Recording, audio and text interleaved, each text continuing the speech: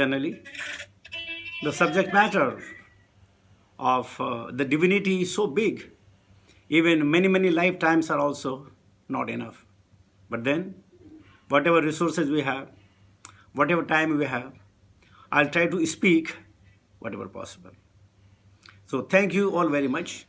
जैसे हिंदी में कहते हैं, भक्तिमती माताओं और भागवत प्रेमी सज्जनों को मेरा नमन, नमस्कार, और बच्चों को ढेर सारा आशीर्वाद। थोड़ा सा कीर्तन करेंगे। जय राधा माधवा कुंज विहारी, जय राधा माधवा कुंज विहारी, जय गोपीजन वल्लभ गिरिवरधारी, जय गोपीजन वल्लभ गिरिवरधारी, यशोदानंदन व्रजजन रंजन, यशोदानंदन व्रजजन रंजन, यमुना तेरा वनचारी, जय राधा माधवा कुंज विहारी, जय श्री कृष्ण चैतन्य प्रभो नित्यानंद, श्री अद्वैत गदाधर शिवासादि गौरभक्तवृंद।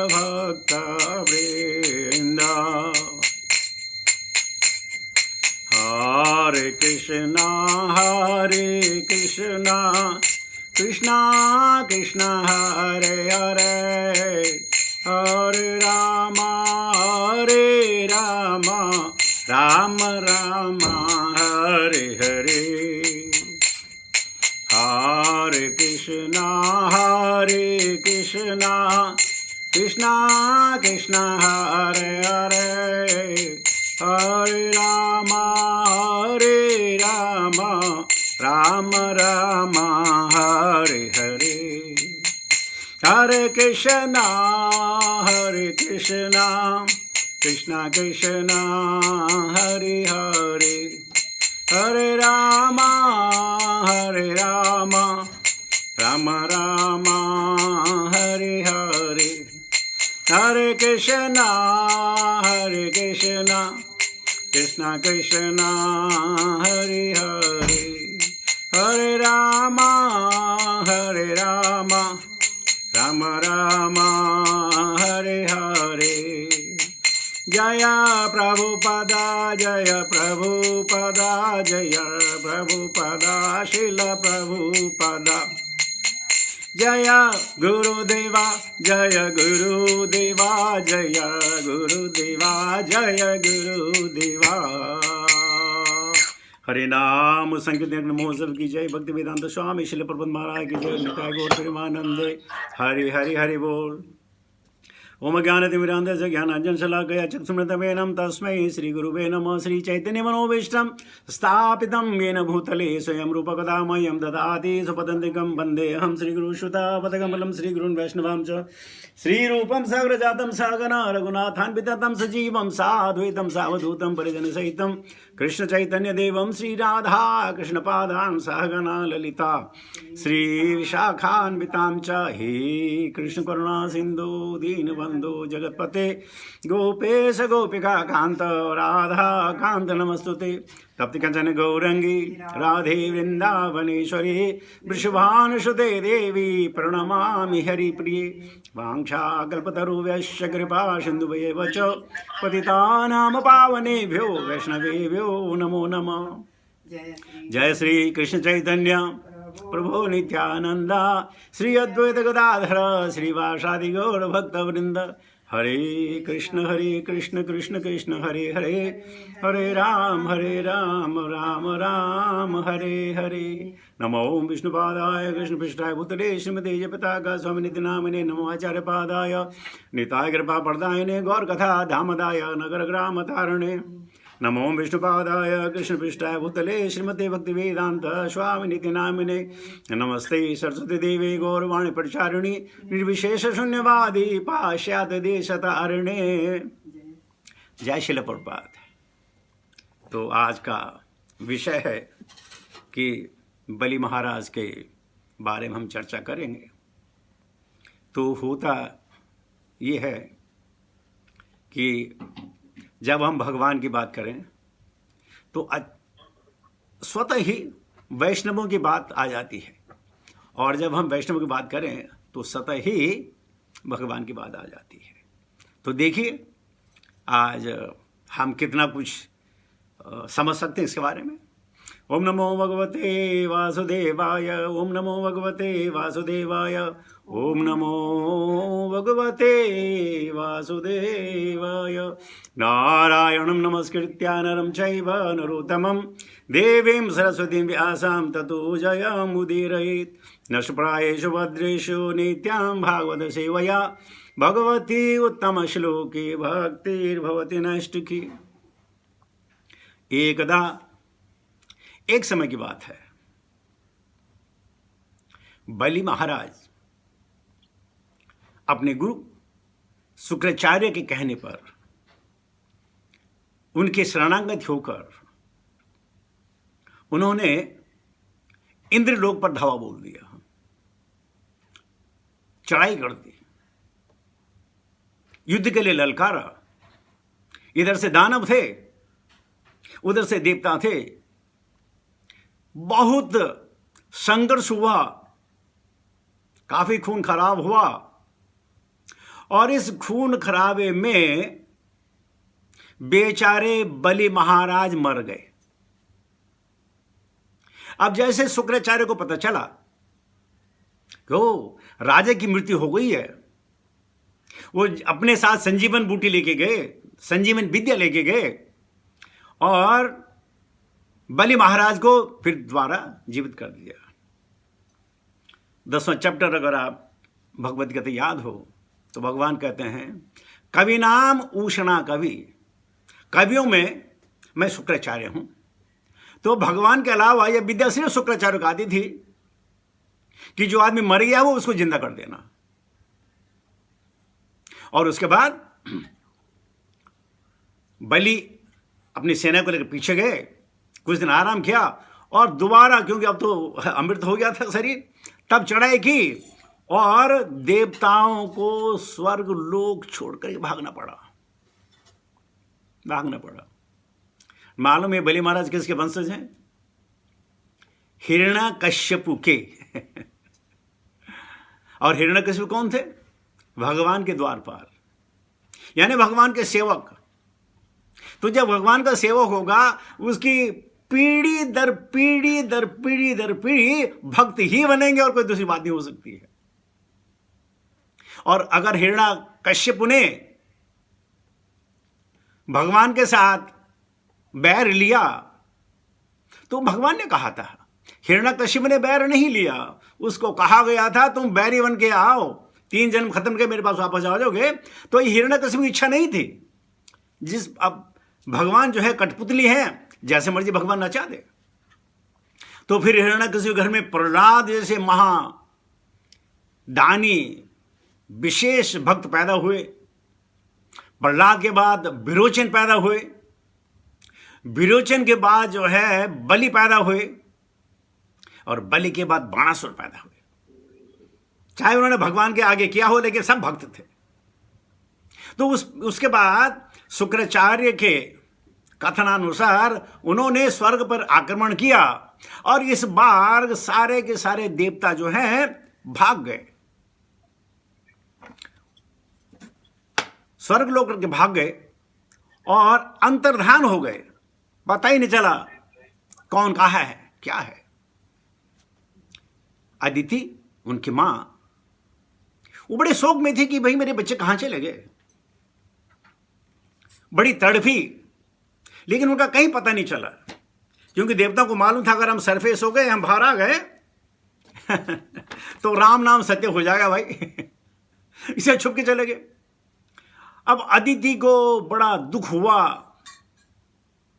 एक दिन जब उनके पति कश्यप मुनि संध्या खत्म कर उठे तो उन्होंने अपनी व्यथा बताई।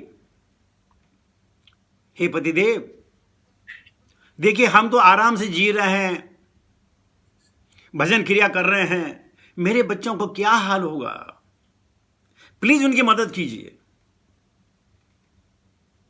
तो कश्यप मुनि ने कहा, हे देवी, किसी चीज को पाने के लिए भगवान की भक्ति करनी पड़ती है। सकाम हो, निष्काम हो या मोक्षगामी हो, भगवान की भक्ति के बिना कुछ नहीं मिलता है। तो माता अदिति ने कहा, हे प्रभु, आप मेरे ईश्वर ने बताइए मैं क्या करूं। तो कश्यप ने कहा कि तुम्हें पयोव्रत की पूजा करनी होगी, ये लगातार 12 दिन तक होगा। और अगर तुम्हारी बहुत विधियां हैं, विधियां में नहीं जाएंगे, अगर तुम्हारी पूजा सफल हो गई तो भगवान के दर्शन होंगे, इसमें कोई भी दो राय नहीं है। और इस प्रकार माता ने भगवान की आराधना की और भगवान खुश हुए, अपने चतुर्भुज रूप में आए। कहा कि मुझे मालूम है तुम्हें क्या चाहिए, लेकिन फिर भी बताओ, अपने मुंह से बताओ। तो उसने कहा, हे प्रभु, आप अंतर्यामी हैं, मेरे बच्चे दुख में हैं, विपदा में हैं, उनकी सहायता करो। तो भगवान बड़े खुश हुए कि भाई देखिए, ऐसा है, हर किसी का समय आता है, दिन के बाद रात है, रात के बाद दिन है, और ये सिलसिला चलता ही रहता है। स्वर्ग पर कभी देवताओं का आधिपत्य रहेगा, कभी असुरों का आधिपत्य रहेगा, और ये परमानेंट कुछ नहीं है, चलता रहेगा। लेकिन मां ने कहा, प्रभु ये मेरे समझ में नहीं आ रही बात, आप बोलो मदद करोगे नहीं करोगे? तो भगवान ने कहा, हाँ, क्यों मदद नहीं करूंगा। तो मदद कैसे करूंगा कि मैं तुम्हारा पुत्र वर करके जन्म लूंगा और तब अपने भाइयों की जो है मैं मदद करूंगा। भाइयों की मदद कैसे? अगर मैं इस रूप में मदद करूं तो लोग कहेंगे भगवान पार्शियल हैं, भगवान निष्पक्ष नहीं है, भगवान पक्षधर हैं। तो मैं भाई बन के आता हूं, और जब मैं भाई बन के आऊंगा तो भाई की मदद करूंगा। तो यह मान लिया कि सुख दुख चलता रहता है, लाभ हानि चलती रहती है, जय विजय चलता रहता है, लेकिन एकदम नहीं, कुछ कालांतर में। तो इस प्रकार हिरण्यकश्यप ने भी कई सालों तक पुरंदर को भगा करके राज किया। तब भगवान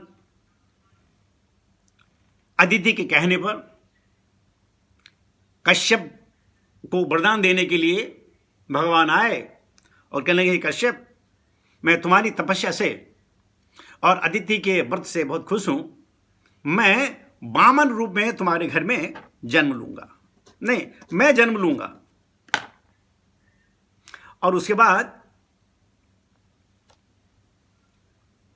वामन देव का अवतार हुआ।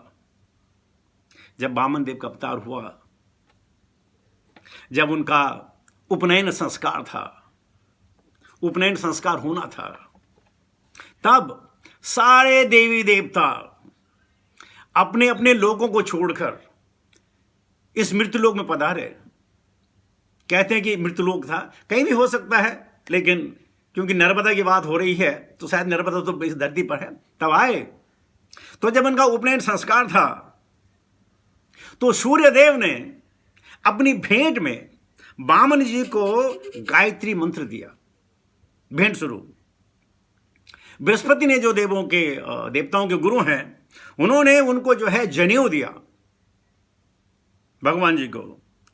कश्यप मुनि जो उनके पिता हैं, उनको जो है स्ट्रॉ बेल्ट, क्या बोलते, स्ट्रॉ क्या बोलते वो नाम है उसका, स्ट्रॉ बेल्ट, वो पेड़ है ना, फूलों, उसका नाम। माता धरती ने उनको मृगशाला दी, कुशाग्रास है, स्ट्रॉ बेल्ट में ना कुशाग्रास की बेल्ट थी। चंद्रमा ने उनको दंड दिया, होता ना दंड हाथ रखने के लिए। मां आदित्य ने अपने बेटे को कौपिन दिया। हेवन ने, स्वर्ग के देवताओं ने वामन देव को अम्ब्रेला दिया, छतरी दी। ब्रह्मा जी ने उनको वाटर पाउडर कमंडलू दिया। जो 7 ऋषि थे उन्होंने उनको द्रव्य दिया, और एक घास होती है, घास दी जो कभी कभी उसमें लगती है ना, क्या बोलते, दूब दी, दूब। आप समझते हैं दूब को? जब गणेश बनाते तो गणेश के ऊपर वो दूब लगाते, वो दूब दी। सरस्वती ने वामन देव को जो है रुद्राक्ष की माला दी। कुबेर ने बेगिंग बॉल, मांगने का कटोरा दिया। किसने? कुबेर ने। कुबेर इतने धंधा ने बोला भाई मेरे से नहीं, तुम और बाहर से मांगो भैया, मेरे पास इतनी चीज है नहीं। कुबेर दिया। और मां पार्वती ने, उमा जी ने उनको पहली भिक्षा दी। इस प्रकार वामन अवतार हुआ। अब सारे देवी देवता ये सोचने लगे, यार इतना छोटा 1.5 फुट का भगवान तो है, 1.5 फुट का, बेचारे क्या कर पाएंगे? ये देवताओं की मदद कैसे कर पाएंगे? कोई आयुध नहीं है। अब कमंडलू से कोई लड़ सकता है क्या? कोई छाता से कोई लड़ सकता है क्या? दंड से कोई लड़ सकता है क्या? रुद्राक्ष माला से कोई लड़ सकता है क्या? ये जो कमंडलू से कोई लड़ सकता है क्या? क्या कुशग्रास से कोई लड़ सकता है क्या? ये क्या करेंगे? लेकिन फिर कृष्णेना अद्भुत कर्मणा, भगवान कृष्ण के जो कार्यकलाप हैं, जन्म कर्म च में दिव्यम, दिव्य है, उनको समझना इतना आसान नहीं है। हम 20 मिनट पढ़ लेते हैं ना, 20 मिनट कह रहे हैं, भगवान क्या कर डालेंगे किसी को मालूम नहीं, कुछ नहीं। चाहे तुम कितने विज्ञानी क्यों न हो, चाहे विद्वान क्यों न हो, नहीं पता चल पाएगा कि क्या होगा। और इस प्रकार वामन जी का अवतार हुआ, और आगे बहुत अच्छी कथाएं आ रही हैं, आपको बता रहे हैं। तब वामन ने कहा अपनी मां को, हे मां, बलि जो है ना, जो दुश्मन है आपके बेटों का, वो जो है अश्वमेध यज्ञ कर रहा है। और अश्वमेध यज्ञ क्यों कर रहा है? भगवान को संतुष्ट करने के लिए। आपने कई बार सोचा होगा कि बलि ने अपने गुरु का त्याग किया। त्याग नहीं किया।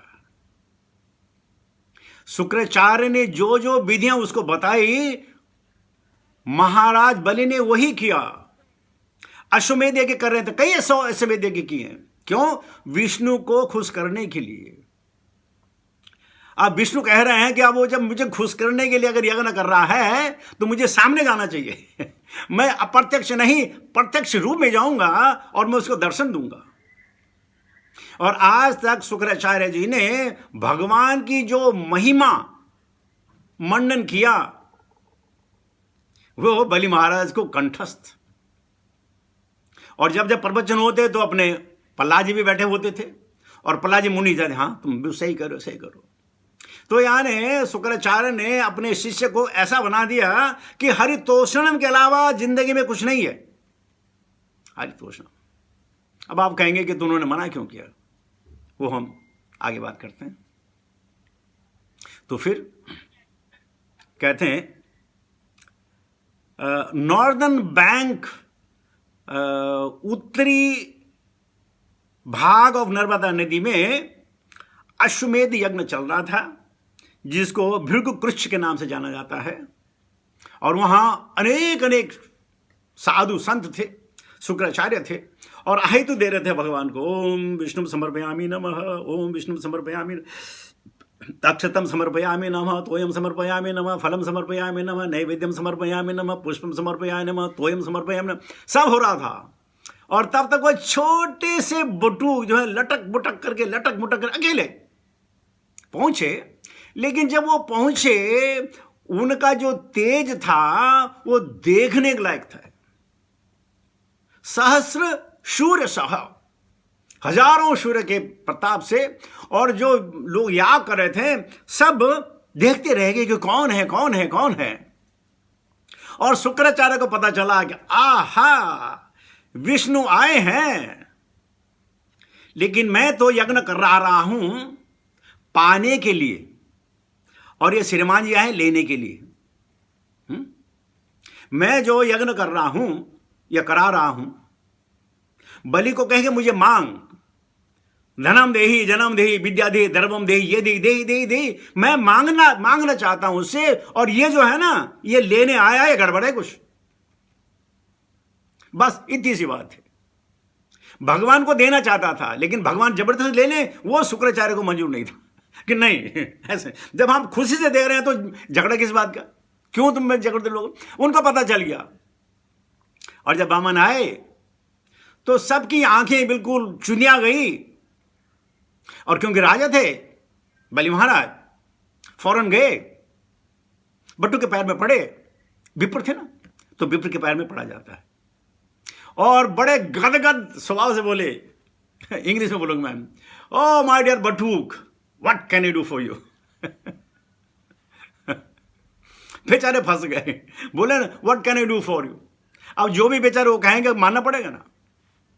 और जब शुक्राचार्य ने सुना कि ये जो यहां सिस्टम है, बजाय देने के लेने पड़ जा रहे हैं, तो अपने शिष्य को मना कर दिया। और भगवान ने क्या कहा, हे राजा मैं तो संतुष्ट हूं, मेरी काया देख लो, मुझे ज्यादा कोई जरूरत नहीं है, मुझे सिर्फ 3 पग जमीन चाहिए, ताकि मैं वहां बैठकर मैं भजन यज्ञ या तपादि कर सकूं, और उसी जगह मैं लेट जाऊं, बस इतनी शिक्षा है। और बलि महाराज हंसे, अरे विप्र, तुमको मांगना नहीं आता है, किससे मांग रहे हो। इस वक्त मैं त्रिभुवन का स्वामी हूं, स्वर्ग का स्वामी हूं, तुम 3 पग, मैं तुमको कई कई प्लेनेट दे सकता हूं। प्लेनेट को क्या बोलते हैं, जो भी बोलते हैं प्लेनेट, मैं दे सकता हूं। लेकिन वामन देव ने कहा, हे राजा मैं भिक्षुक हूं, मैं उतना ही मांगता हूं जितनी मुझे जरूरत है, उससे ज्यादा नहीं, मुझे संचय की आवश्यकता नहीं है।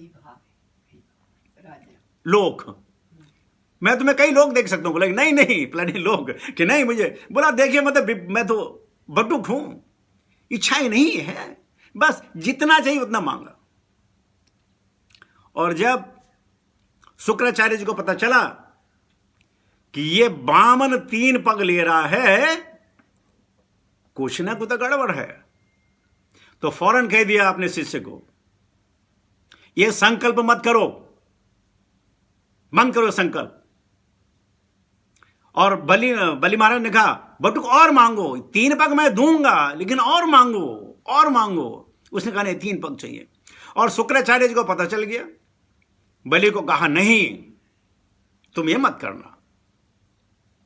तो शुक्राचार्य जी कहते हैं, जो कभी वचन दिया जाए, कोई भी वचन कोई देता हो, अगर अपनी जान पे आ जाए तो वचन को त्याग दो।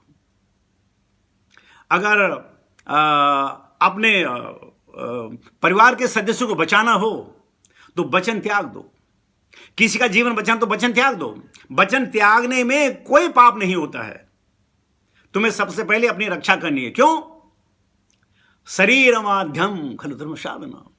ये शरीर रहेगा, जिंदा रहोगे तो भक्ति करोगे, इसलिए मना कर दो। लेकिन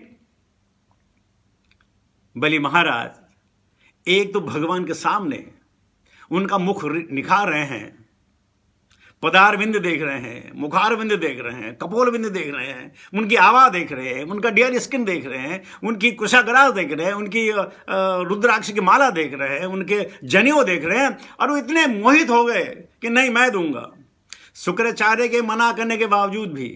लेकिन अब यहां देखिए, शुक्राचार्य की जो बात थी कि विष्णु को खुश करने के लिए ही कार्य करना है, बलि महाराज ने अपने गुरु का कहना माना। इस वक्त के लिए कहा ये इसको मत दो, बात अलग है, लेकिन वो कहते अगर ये विष्णु है तो इसी को देने, इसको तो खुश करने के लिए हम कर रहे हैं। अगर ये 3 पग में खुश होता तो क्यों नहीं। शुक्राचार्य ने कहा नहीं, तुम्हारे प्राणों में संकट आ जाएगा, तुम्हारी जो पूरी बिरादरी है, जो असुर कुल है, उस पर परेशानी आ जाएंगी, ये बंद करो, ये बंद करो, मत करो। लेकिन नहीं माना। तो वामन देव ने कहा, हे राजा, देने से पहले संकल्प करना पड़ता ना, संकल्प तो करो कि आप मुझे 3 पग जमीन देंगे। बिना संकल्प तो नहीं होगा। तो वो बिल्कुल राजी खुशी हो गए, हाँ क्यों नहीं, मैं दूंगा। तो उन्होंने जो है कमंडल उठाया, वो दिया, पति ने आपको दिया, उसके अंदर एक टैप होता आगे से डालने के लिए, मुझे नहीं मालूम क्या होता, हम उसको गड़ुआ कहते। तो उसे पानी डाला, और जैसे वह बामन के हाथ में डालने लगा पानी, तर्पण करने के लिए, संकल्प करने के लिए, शुक्राचार्य सूक्ष्म रूप से उस जो टोड़ी थी, टोड़ी के आगे फंस गए ताकि पानी नहीं गिरे। देखिए, गुरु का कर्तव्य है अपने शिष्य को बचाना।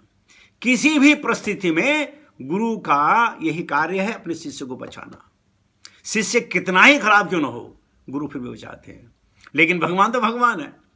भगवान को स्ट्रॉ बेल्ट थी, एक कोषाग्रास निकाली और वो उसमें डाला ताकि पानी आ जाए, और बेचारे शुक्राचार्य की आंख फूट गई। अब पानी गिरने वाला था, तब तक बलि महाराज की जो पत्नी थी विंध्यावली, वो भाग भाग के आए, स्वामी रुको, स्वामी रुको, स्वामी रुको। और बलि कहने लगे, ओ बाप रे बाप, शायद ये संकल्प के लिए मना करेगी। तो विंध्यावली ने कहा, रुको रुको, मुझे आने दो। और आई, बोले क्या है? बोला अकेले तर्पण करना है, मैं तो साथ में हूं, मैं तुम्हारा अर्धांगिनी हूं, आधे शरीर से क्यों आप तर्पण करें, पूरे शरीर से तर्पण कीजिए। और इस प्रकार विंध्यावली ने और महाराजा बलि ने तर्पण किया। भगवान से, यही बटूक, मैं बलि विरोचन का पुत्र, प्रहलाद का नाती, ये मैं प्रॉमिस करता हूं कि मैं आपको आपकी इच्छा अनुसार 3 पग जमीन दूंगा। भगवान ने सहर्ष स्वीकार किया।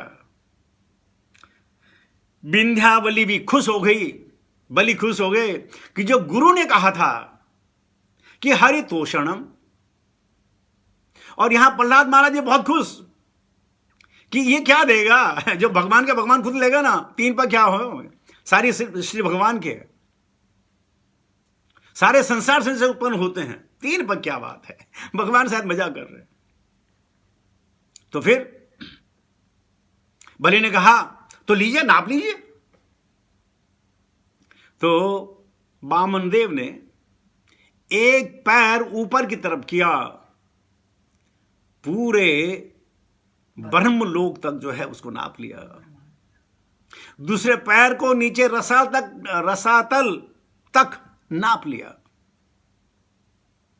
और फिर जब भगवान का पैर ऊपर जा रहा था, तो जो भी हैं, देवता हैं, किम पुरुष हैं, चरणाधर हैं, विद्याधर हैं, अप्सराज हैं, और जितने देवी देवता थे, उनकी पैरों की पूजा करने लगे कि बाप रे बाप, इस बट्टू का 1.5 फुट का जो है कम से कम 4 बिलियन माइल का लंबा स्टेप, ऊपर नीचे अर्थ का कितना, 4 बिलियन माइल,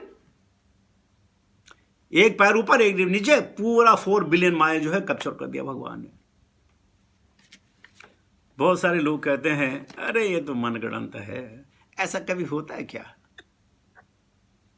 हां, अगर आपको मनगढ़ंत लगे तो मनगढ़ंत। और भगवान क्या नहीं कर सकते? भगवान सब कुछ कर सकते हैं।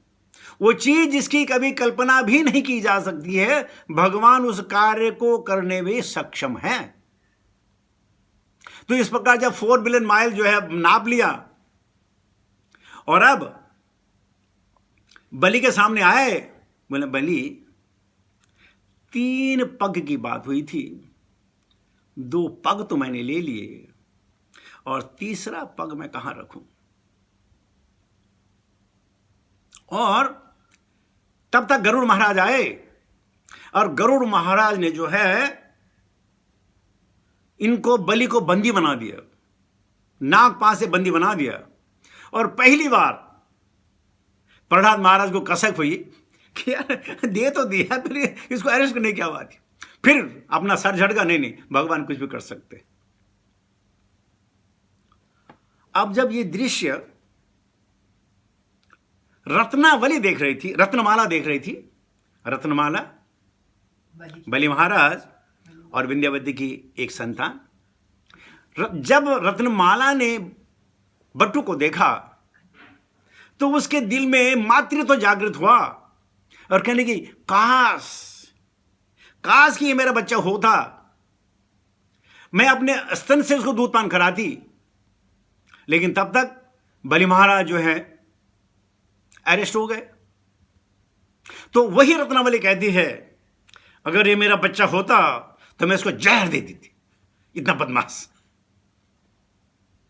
तो ये जो रत्नमाला थी, भगवान ने उसकी इच्छा पूरी की। वो पूतना वर करके आई, उसको स्तनपान कराया, मातृत्व का सुख भोगा और भगवान को जहर भी पिलाया। ये वही रत्नावली है। अब सब अचंभे में क्या करें क्या करें क्या करें, लेकिन बलि ने साहस नहीं छोड़ा। भगवान की तरफ हाथ खड़ा होता है, हे प्रभु ये जो मेरा शरीर है ये भी एक पृथ्वी है। हर शरीर एक पृथ्वी है, हर शरीर एक लोक है। आप क्या कीजिए कि अपना तीसरा पैर मेरे शरीर में, मेरे शरीर के ऊपर अपना पांव रख दीजिएगा और मेरा वचन पूरा और आपका काम भी पूरा हो जाएगा। और भगवान ने वही किया। बलि के सर पर पैर रखे और बलि को पूरे असुर दल के साथ रसातल भेज दिया।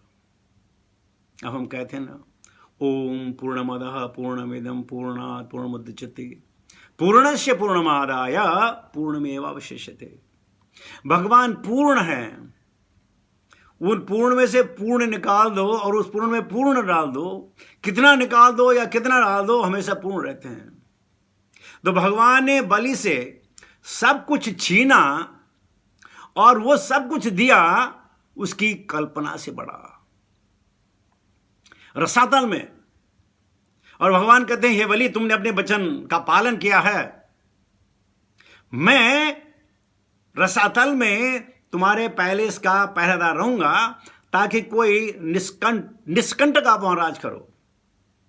और उसके उपरांत जब अगला मिलेनियम आएगा तो उस मिलेनियम में इस पुरंदर की जगह तुम इंद्र बनोगे और एक कंठ का राज करोगे, कोई परेशानी नहीं होगी। इस प्रकार भगवान ने सब कुछ छीना और सब कुछ दे दिया। और उसके बाद भगवान आज भी रसातल में उनके पहरेदार हैं। अब कहते हैं कि यहां जो लक्ष्मियां थी ये बड़ी परेशान, यार भगवान नजर नहीं आ रहे, भगवान कहां चले गए, भगवान कहां चले गए होंगे। तो एक बार देव ऋषि नारद आए और देव ऋषि नारद ने कहा, उनसे पूछा कि मालूम है भगवान कहां हैं। बोलो हां वो रसातल में है और बलि की नौकरी कर रहे हैं।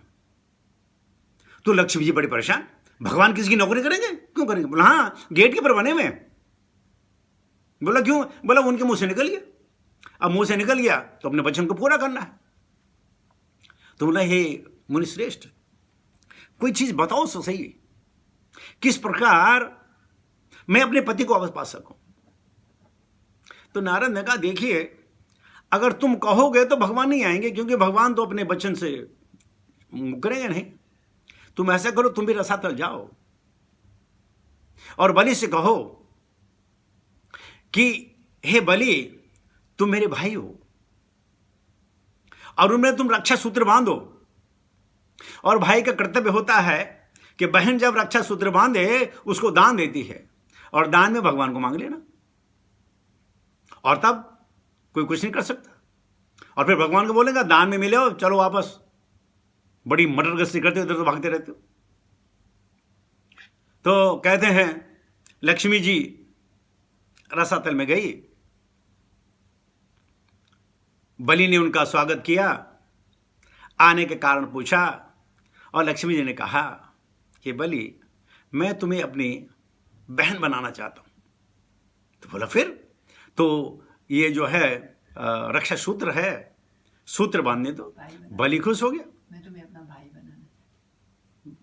लक्ष्मी जी बोले कि बहन भाई बनाना। तो वही तो बोला मैंने, भाई भाई भाई भाई की बात हो रही है, शायद मैंने कुछ गलत बोल दिया हूं। कोई नहीं। तो लक्ष्मी जी ने बलि के हाथ में रक्षा सूत्र बांधा, और वही बलि ने कहा कि what can I do for you my dear sister. बोला कि भैया इसको नौकरी से निकाल दो। बोला क्यों? बोला इसको नौकरी से निकाल दो, इसका काम ऊपर है नीचे नहीं है, ये बेचारे आसमान से उसमें फंस गया खुद भी। तो फिर बलि महाराज आते हैं, भगवान कहते हैं, हे प्रभु भाई आप जाइए, मेरी वजह से आपने दूसरों को परेशान करके रखा हुआ। और फिर भगवान तो अनेक रूप है, एक रूप वहां रहा, दूसरे रूप में जो है भगवान वापस अपने वैकुंठवास आ गए। तो जो बलि की महिमा है या वामन की महिमा है, दोनों को आप देखिए अपने वचन के पक्के। भगवान ने 3 पग मांगा, 3 पग मिला। बलि ने 3 पग का वचन दिया, 3 पग दिए। तो भक्त को क्या होना चाहिए कि भगवान जो भी मांगे, जो भगवान मांगेगा भगवान लेगा, तो उसमें भक्त की भलाई है। यह नहीं कि भक्ति की भलाई नहीं होगी, भक्त की भलाई है। यह है शरणागति। जो शुक्राचार्य ने उनको यह पाठ पढ़ाया, शुक्राचार्य उनके पिता के भी गुरु थे। श्री प्रहलाद महाराज जो संड नंबर के, उनके शुक्राचार्य के जो बच्चे थे उनके गुरु थे, विरोचन के गुरु रहे, और यहां ये बलि के गुरु रहे। तो गुरु का यही कार्य है कि अपने महता जो उसके शिष्य हैं उनको ज्ञान दे, उनकी रक्षा करे। ये पुरोहित हैं, उनके पुरखों का हित करने वाले हैं, और हमेशा ये लोग सुख की ही कामना करते हैं। तो कोई भी गुरु क्यों ना हो, अपने शिष्य की सुख की कामना करता है। और जब गुरु सुख की कामना करता हो तो क्या शिष्य को सुख नहीं मिलेगा? भगवान कहते हैं अहम भक्त पराधीनो। जो शुक्राचार्य के मन में बात थी कि मेरा शिष्य राज करे, आनंद में रहे, निष्कंटक इसका राज्य हो, भगवान ने उनकी सुनी, और भगवान ने कहा शुक्राचार्य जी क्या मैं इसकी रक्षा करूंगा, और मैं अपने वचनों को कभी फेल नहीं होऊंगा। तो देखिए गुरु अपने शिष्य के लिए कितना हित करते हैं। ये पौराणिक कथा है, लेकिन आज भी इनका जो है सार जो है आज भी है। हर किसी को ऐसे ही होना चाहिए, भगवान की शरणागति जाना चाहिए। ब्रह्मा जी जितने और ऋषि हैं सब समझते हैं कि ईश्वर परमः कृष्ण सच्चित आनंद विग्रह अनादिर आदिर गोविंद सर्व कारण कारण। कोई भी कारण क्यों न हो, भगवान का हाथ उसके पीछे है। हानि हो, लाभ हो, जय हो, पराजय हो, सुख हो, दुख हो, मान हो, अपमान हो, प्रेम हो या घृणा हो, भगवान के अधीन। अगर सबको भगवान के लिए समर्पित कर दिया गया तो ये जीवन आनंद में बीत सकता है जब तक कि शरीर में प्राण है, और मरणोपरांत भी आनंद में रहेंगे। तो शिक्षा है इस बलि के कथन से कि अपने गुरुओं ने जो प्रवचन दिए हों उनका पालन करना है। और कभी कभी भगवान कहते हैं अपने भक्तों का करने के लिए ये मत करो, ये मत करो, लेकिन उनको मालूम है ये करना चाहिए। हमने अपने गुरु महाराज से एक सुंदर कथा सुनी है। भक्तों को देखिए कैसे वो पालन करते हैं।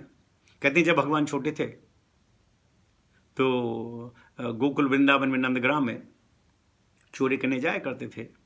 तो वहाँ गोपियों ने सोचा यार सिक्योरिटी अलार्म लगाना चाहिए, अलार्म, ताकि भगवान अगर जिस दिन चोरी करने आए पकड़े जाएंगे। तो वो पहला सिक्योरिटी अलार्म था, जो आज तो बड़ी बड़ी चीजें हो गई। तो उन्होंने कहा क्या कि जो मटके थे, मटके पर रस्सी बांधी, उस पर 4-5 घंटे बांधे, और वो जाके जहां वो सोती थी अपने कमरे में, वो रस्सी वहां लगा दी। भगवान आएंगे और भगवान जो है जैसे मटके को छुएंगे, घंटियां बजेंगी और हम उसको पकड़ लेंगे। भगवान अपने दोस्तों के साथ आए, बानों के साथ आए, और देख करके अचंभित हो गए, अरे सिक्योरिटी अलार्म, इसको कैसे पार किया जाए। तो भगवान को युक्ति सूझी और उन्होंने घंटियों को कहा, हे घंटियों, खबरदार अगर तुम बजी, कोई शोर मत मचाना, मैं जो मर्जी करूं। घंटियों ने कहा, बिल्कुल, आपका भाई, आपकी आज्ञा है शिरोधार्य, हम मना कैसे कर सकते हैं। उस बाद भगवान अपने दोस्तों के साथ आए, हर गोपी के घर में गए, मटके से मक्खन निकाला, सबको देते गए, सबको देते गए, सबको देते गए। फिर भगवान ने सोचा, यार इतनी मेहनत कर रहा हूं, थोड़ा मैं भी खा लूं। तो भगवान ने एक गुफा अपने हाथ में निकाला, जैसे मुंह में डाला, सारी घंटियां घड़घड़ घड़ घड़ घड़ घड़ कर बज गई। और भगवान को बड़ा रोष आया कि मैंने तुम्हें कहा था मत बजना। तो घंटे कहती, ये हमारा कसूर नहीं है प्रभु। बोले, क्यों कसूर नहीं है। बोलो, शास्त्रों में लिखा है ना कि जब भगवान भोजन करे तो घंटी बजनी चाहिए। तो हम तो शास्त्रों के अधीन हैं। आपने जो कहा वो ठीक है, लेकिन शास्त्र में जो वर्णित है आपने कहा ना, हम तो आपका कहना मान रहे। तो इस प्रकार भगवान पकड़े गए बेचारे। तो भक्त जो है भगवान के अधीन हैं, और भगवान की जो भी बातें हैं उनको शिरोधार्य करते हैं। आज बलि की चर्चा सिर्फ इसलिए है कि बलि ने अपने आत्मसमर्पण किया, स्वेच्छा से भी किया और भगवान के आग्रह पे भी किया। और देखिए, जिस राजकण के लिए बड़े बड़े मुनि वृंद, ऋषि वृंद, भक्त वृंद, संत साधु हजारों साल की तपस्या करते हैं कि वो राजकण मिले, और बलि महाराज को स्वतः ही राजकण मिले। तो यह है भगवान का आग्रह, भगवान की कृपा। और भगवान कभी भी अपने भक्तों का अहित नहीं चाहते हैं।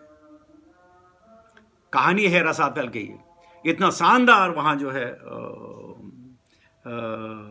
चीजें हैं जहां सूर्य की जरूरत नहीं है, स्वयं प्रकाश है, सब कुछ है। और वहां बलि महाराज आज भी आनंद में हिलोरे ले रहे हैं। तो इस बलि की कथा से हमें अपने जीवन में क्या लेना है? यही कि भगवान कभी किसी का हित करेंगे ही नहीं। आपके पास, आपके साथ जो भी घटना घटी,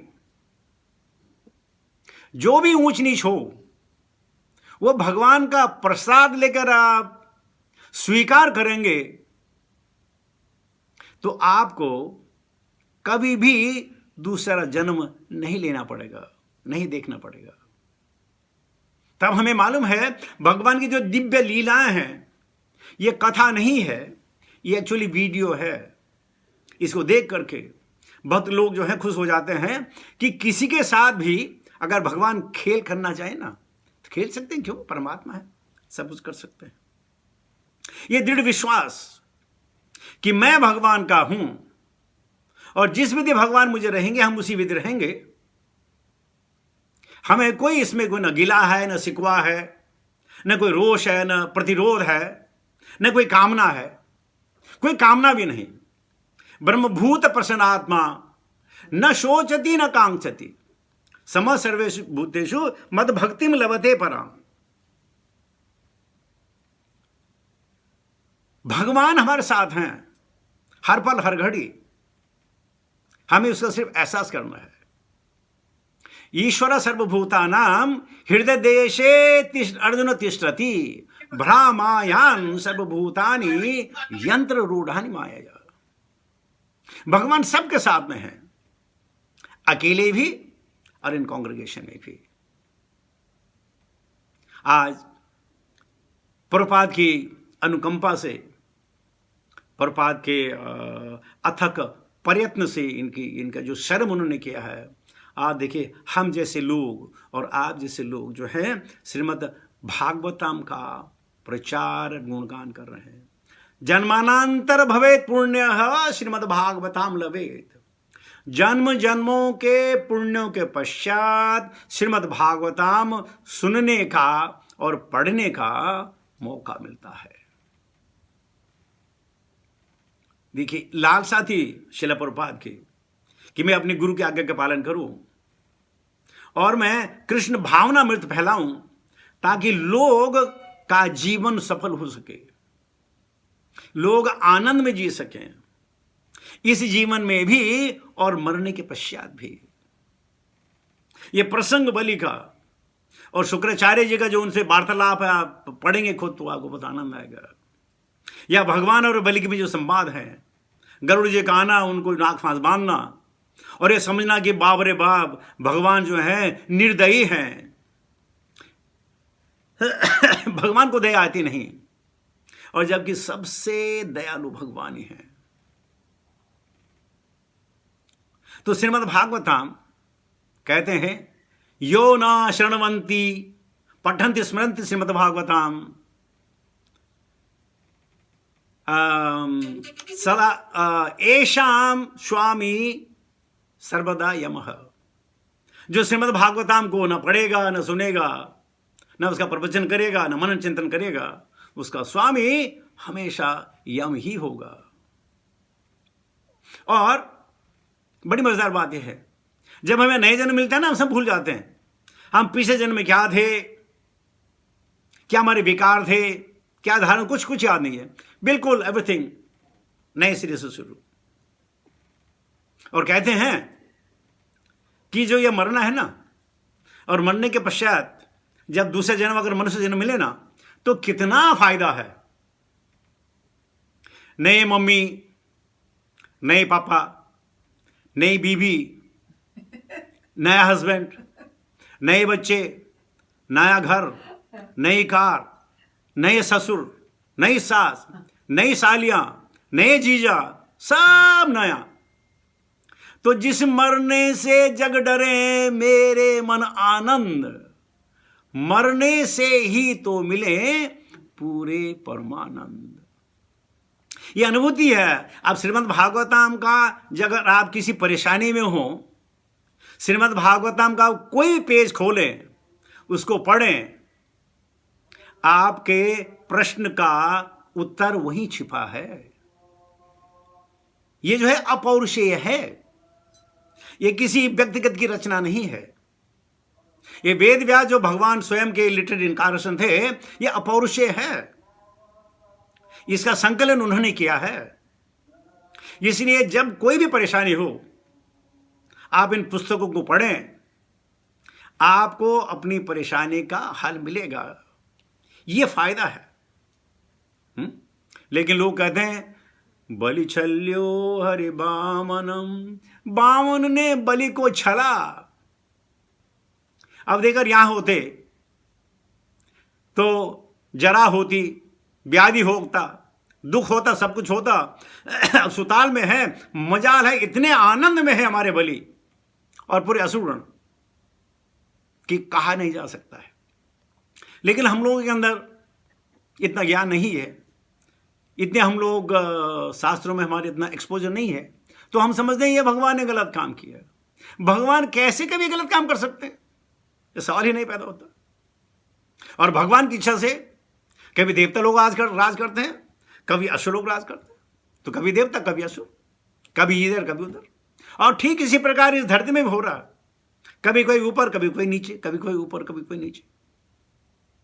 और इस प्रकार, लेकिन जो भगवान के प्रायण हो जाए, नारायण प्रायण हो जाए, वो ही असली जीवन का आनंद ले सकता है।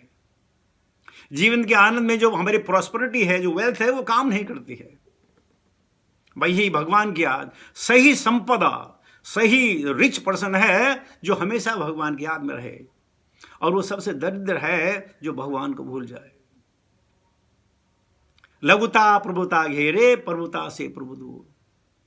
जब धीरे धीरे करके हमारे अंदर प्रभुता आने लगती है, पैसा आने लगता है, ज्ञान आने लगता है, वैभव आने लगता है, तो क्या होता है, उससे प्रभु और दूर चले जाते हैं, और दूर चले जाते हैं।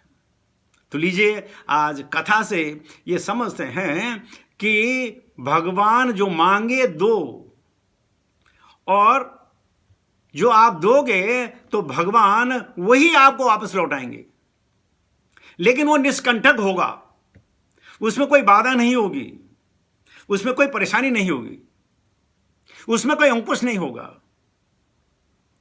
वो सत्य समर्पण होगा और भक्त लोग इसका आनंद उठाएंगे। तो इसके साथ ही मैं आज की इस कथा का समापन करता हूँ।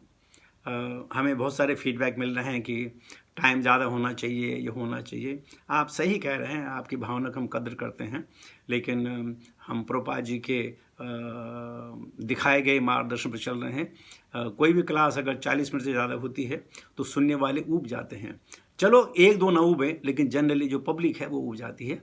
इसलिए प्रभुपाद जी ने सेट किया है 40 मिनट का प्रवचन बहुत है, उसमें एसेंस है। हम प्रभावित नहीं करते हैं, हम करते हैं प्रभु भावित। तो 40 मिनट मेरा समय समाप्त हो गया। क्वेश्चन आंसर है। आप अगर कोई आपके प्रश्न हो, और अगर मैं उस प्रश्न को समझ पाया तो शायद है मैं उसका उत्तर देने में सक्षम होऊंगा। हरे कृष्ण।